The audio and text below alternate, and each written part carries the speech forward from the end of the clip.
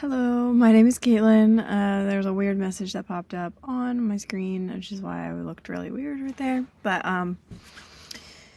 yeah. I haven't really been on this week for a few reasons. I was off Tuesday for a doctor's appointment, so I didn't come into the place where I normally record. And then Monday, I just got to work late. Not late, but late to record. And then yesterday, I think it was just the same thing, that traffic has been kind of sucky. And, yeah. Oh well. So it's only going to be one this week. My minimum is one a week for, personally, just because I know if I skip a week, then that's going to just, it's already kind of a slippery slope for me. If I don't record, then I'm like, I don't really need to record today. But yeah, tomorrow I think I have an appointment, so I think it'll just be one this week. But it's good to be back, and it's good to be back on this topic. I mean, I'm still very passionate about the topic. I think it's just right now my interest is kind of somewhere else. As far as hyper-focused interest, but as far as a special interest, this is definitely still a special interest of mine.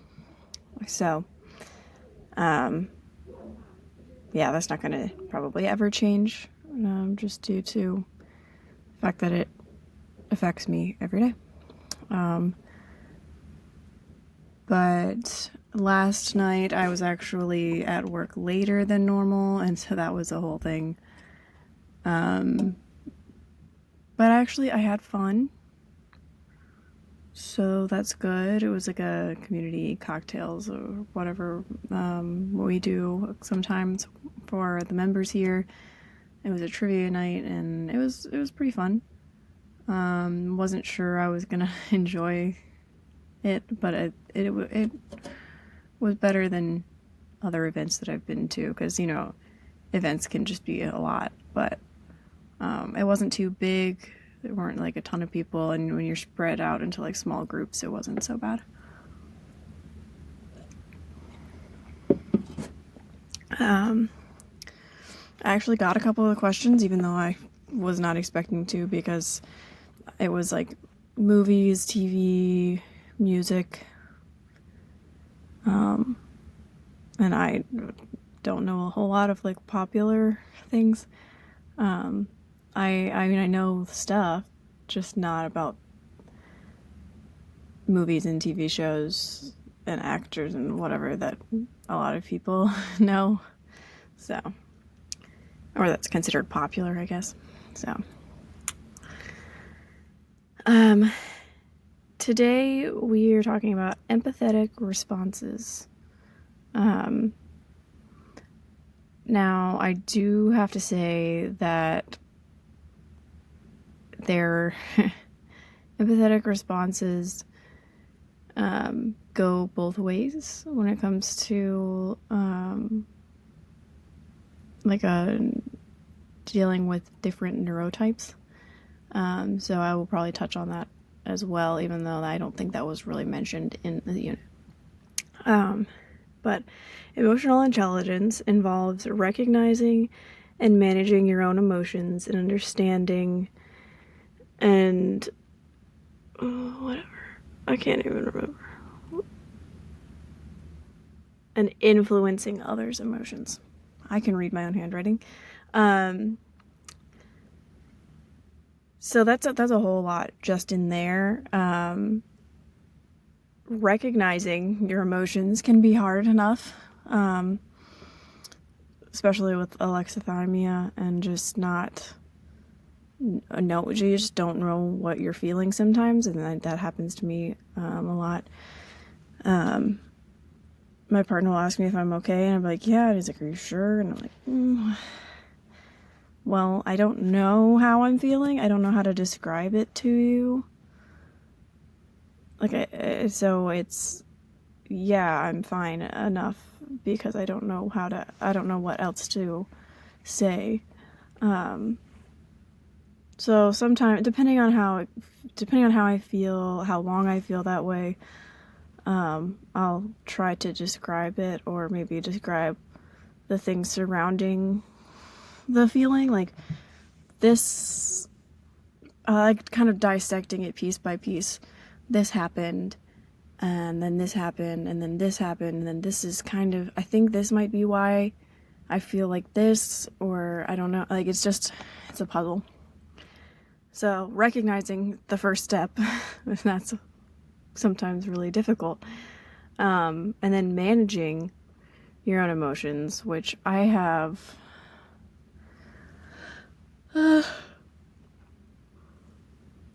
I sometimes have a hard time with that. I feel like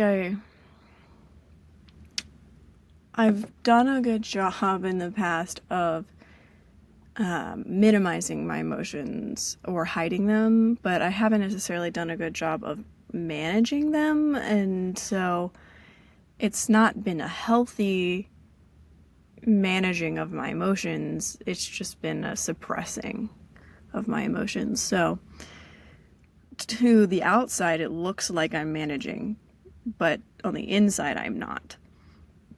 So I think that's a huge thing to distinguish. I know a lot of people, especially women, who feel like they're constantly being judged for their emotions. And men, honestly, in different ways, feel the need to hide them or suppress them, or they come out in different ways. And I think the more that you suppress it, the less healthy it is for you, and then also for other people, because you're more likely to express those emotions in a way that's harmful. So it's, for me, I tend to be more self-destructive than anything else. But it doesn't mean that it doesn't hurt other people, because other people care about me, and I can be self-destructive sometimes, and then also self-sabotaging. So it could be that, I'm in a relationship, not recently so much, but a little bit. I have done this in this current relationship, but primarily in other friendship situations or other relationships. I will do things that maybe are out of character for me because I am, I feel like things are going too well, or I just get, I don't even know how to describe it exactly. One, I get bored, and so I, have a hard time sometimes with impulse control, and just feeling like this need to do something new, or different, or, but then also just the feeling like, I don't know, I get stuck sometimes too. And I feel like this crisis almost, where it's like, if I don't do something now, like I'm gonna lose it. Like this is, like I feel trapped. I have to do something. So it has, like, it can affect my ability to be patient and talk through things and be rational, because I am just like, I feel like I have to do something, and so then I may not I may not make the wisest decisions, because I'm just trying to kind of fulfill whatever this need is that I have immediately, and not really think about it enough. And so that's definitely not something that I want to keep doing, but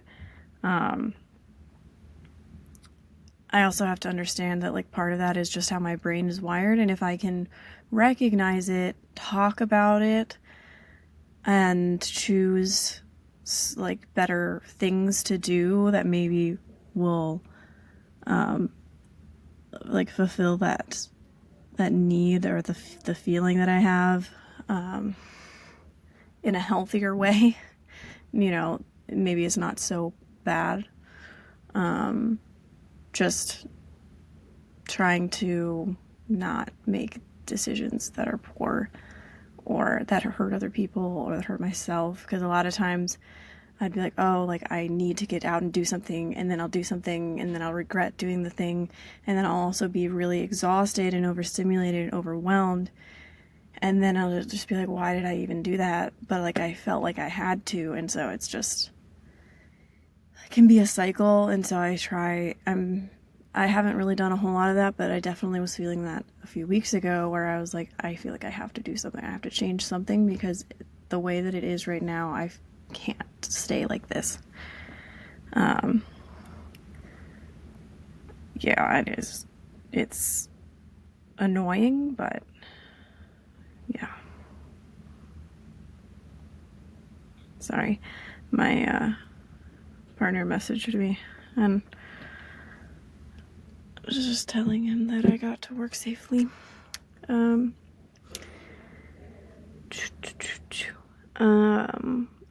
So, and then influencing others' emotions. I tend to be a more calming presence. I will say most people will say that I have a calming presence.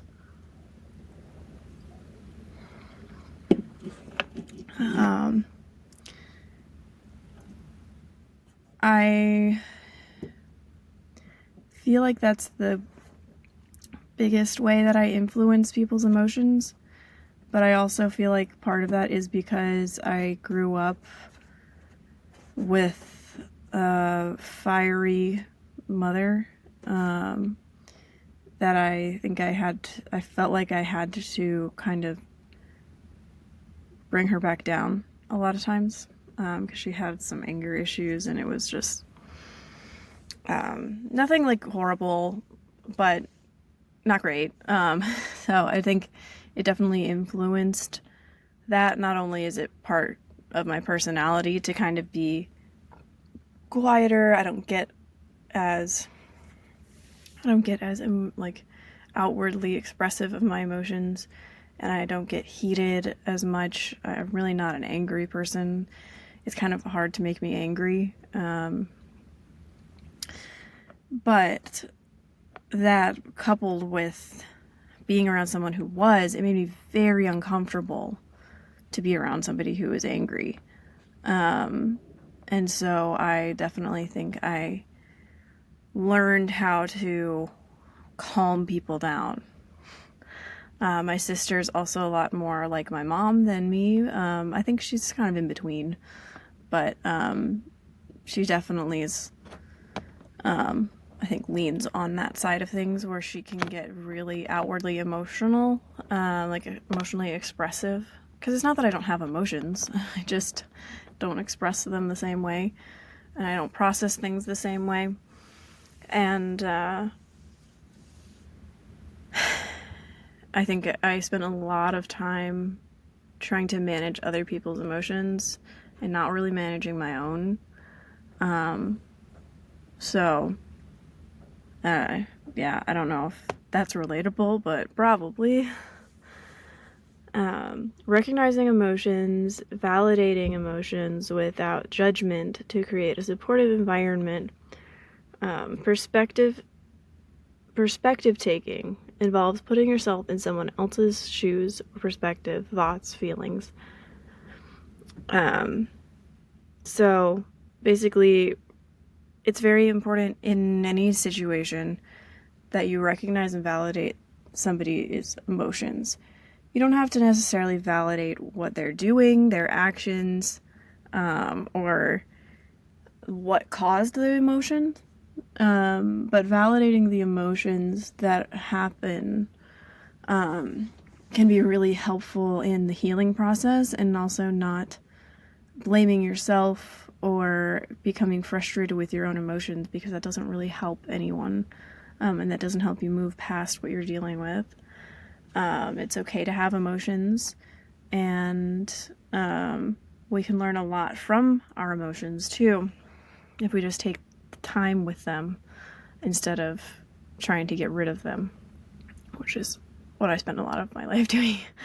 And then perspective taking. So that can be especially difficult for ASD individuals, trying to put yourself in someone else's shoes.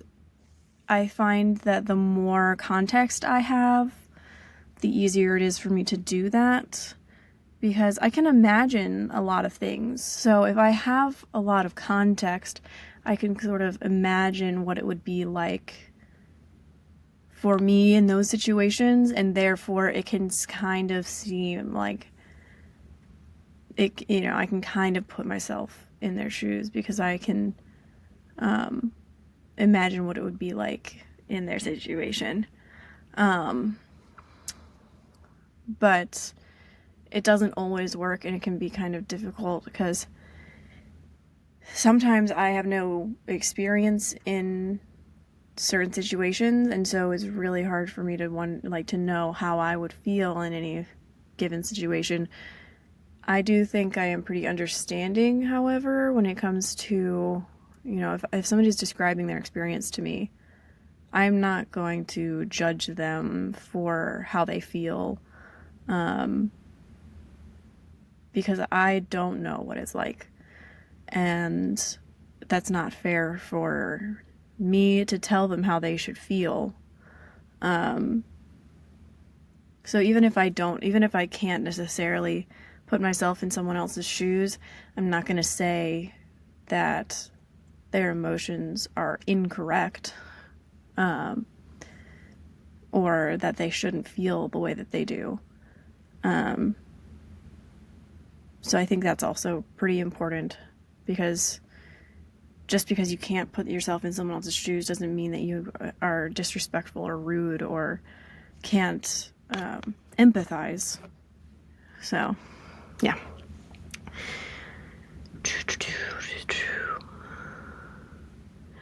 So, oh my god. Sorry. It's cloudy out today, and it's early, and I tried to get up earlier, but I got up at 5:30, okay? But I have been wanting to get up early and exercise, and I've just been so tired. And I'm trying to be kind to myself, and also push myself to keep going with my exercising. But I did exercise quite a bit on Tuesday when I was off. Perspective taking can also be done through role playing, which allows you to practice responses in various situations and perspectives. So I am not good at role playing. In I guess maybe not in this context, but role playing in other contexts. I don't know. When it comes to performative role playing, I'm not really good at that. This, however, could be different, where I have kind of put myself in a different situation or pretended to be a different person in a situation. So that's technically role playing, but it's not necessarily performative. It was all internal. So role playing in those situations can, putting yourself in different situations can be helpful. I think I did maybe a little bit too much of that, where you just repeating the same thing over and over again. But it can be helpful when you're trying to figure out how to respond to someone, or if you've got a situation that you're gonna have to have a conversation with someone, and it can be helpful to kind of have that prepared, even though obviously your conversation is not going to be the same as your role play, but it can help you kind of figure out some different avenues, some different responses, some potential things that might help have the most effective communication.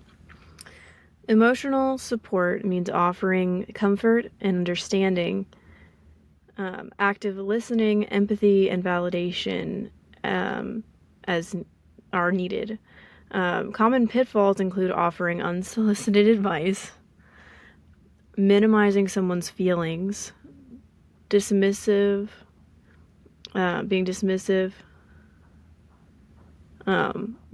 So those are, I would say I don't tend to be dismissive. If I'm in the middle of something and somebody is talking to me, maybe. But that's not, I'm probably not really paying attention to what they're saying in the first place, because my attention is somewhere else and they need to get my full attention first. And it's not that I'm trying to be dismissive per se. But offering unsolicited advice would probably be the closest to like what I probably struggle with sometimes, or things that I like try to avoid, because the other ones I don't really think I have much of an issue with. Like, I don't tend to like minimize someone's experience. I do sometimes offer a experience that I had that I think is either similar or that made me feel similarly, but it's not in any way trying to say like your situation is the same as this situation. It's just me trying to show that I can relate. And I know a lot of us neurodivergent people do that. And I think if the person understands that's where you're coming from, then there's not a problem with that. But it's good for that to be kind of clarified at some point. If this is someone you don't know very well, it's good to clarify that, because sometimes, especially if you're talking with a neurotypical person, they may not understand that that's what you're doing, and they think that you're trying to like one up their conversation or their situation. I don't get it, because that's just not, I've always communicated like this, and I like when other people do the same thing. So, and I feel like you can tell when somebody's trying to one up you versus when they're just trying to share an experience that they also had. But I don't know. I guess it's sometimes hard for neurotypical people to tell. And then, offering unsolicited advice. It can be really hard when you think you have the answer, or you have, I think I have a very lateral thinking. I can think of so many different, I feel like my brain is like a tree, and all of my thoughts just go all over, and I can think of so many different things at one time. So I kind of was thinking of this earlier. I used to really like drawing, just like a single path through the woods, through whatever, just like a single path. And I don't know why I liked drawing those. I mean, I just like walking through the woods. But just like a single path. And I was like, well, that's never been my life, my thought process. It's always this maze of paths that are all going different directions, and they some of them interconnect, and there's just this kind of web, and that really explains how I think about everything. So when I was having some kind of tough conversations with my partner, and he was like, are you having doubts about getting engaged, or like do you not want to get married at all? Like, is there, are you having doubts, basically? And so I had to kind of figure out, and it took me a few days to really, honestly, maybe it took a couple weeks until just now that I really understand that, yeah, I have doubts because I can see all of the possibilities all the time, you know? Like, it's not like those other possibilities don't ever just go away, but I have to choose what I want. So it's not like, yeah, I can see other options. I can see all of these different things, but I have to decide for myself, do I want this now, and will I continue to choose to want this later? And I think that's something that I've really had to work through a lot in my head was, do I want to continue to choose this path? Because it's not just a one-time decision.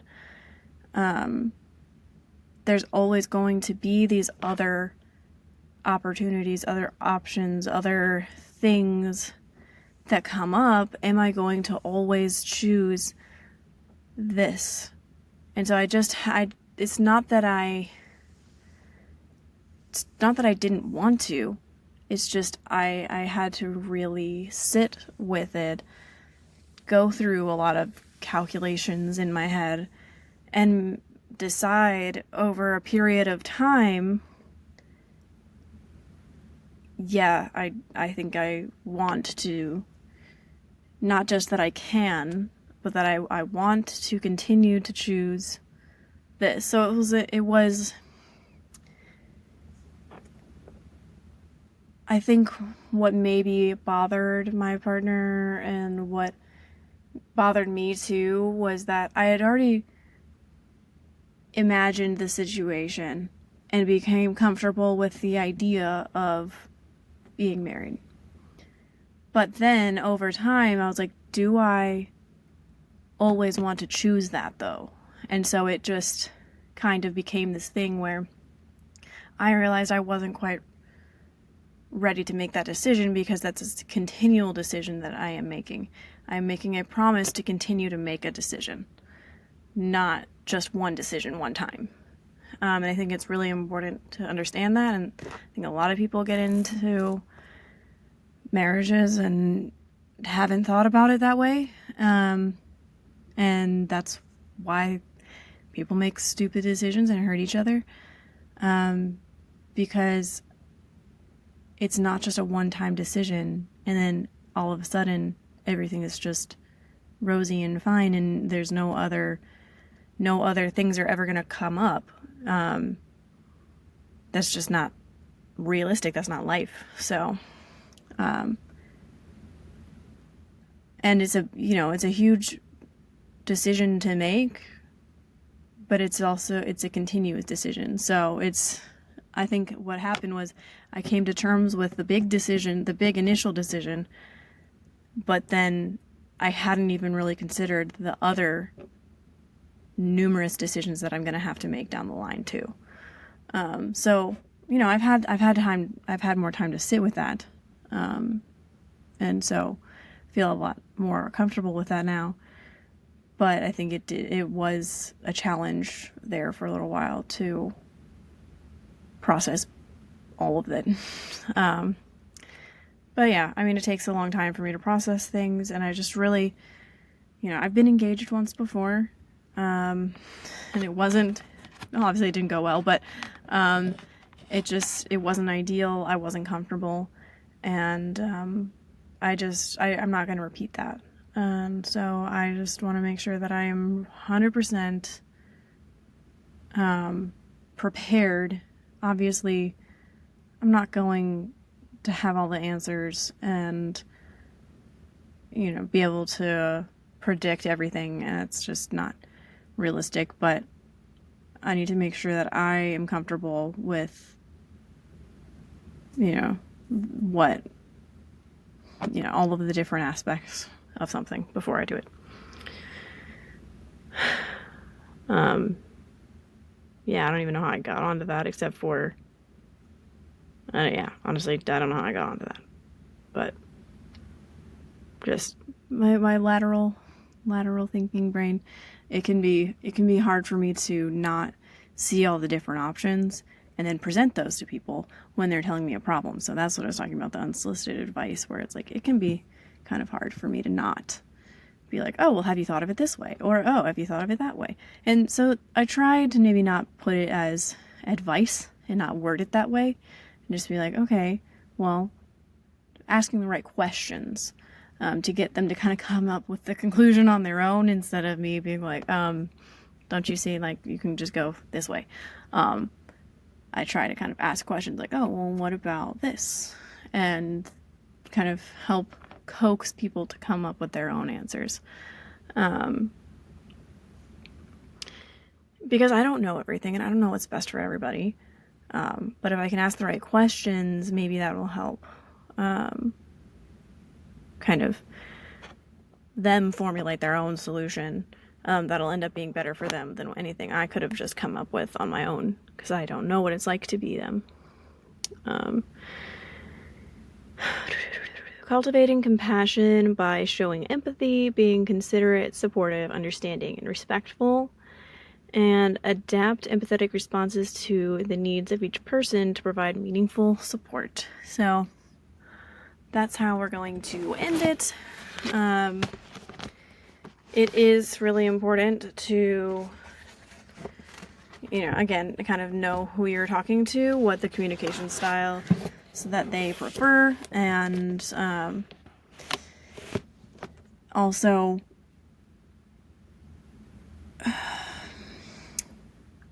I really do think that asking the right questions can be one of the best ways to support someone, but also validating their emotions at the same time,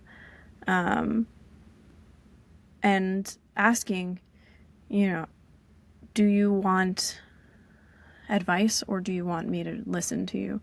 Do you want to work through this right now, or are you too overwhelmed to work through this right now? It can be, it's not helpful to force someone into thinking about all these different potential solutions when they're not ready for that yet. It can actually be damaging. So I think that's a really good thing to remember. And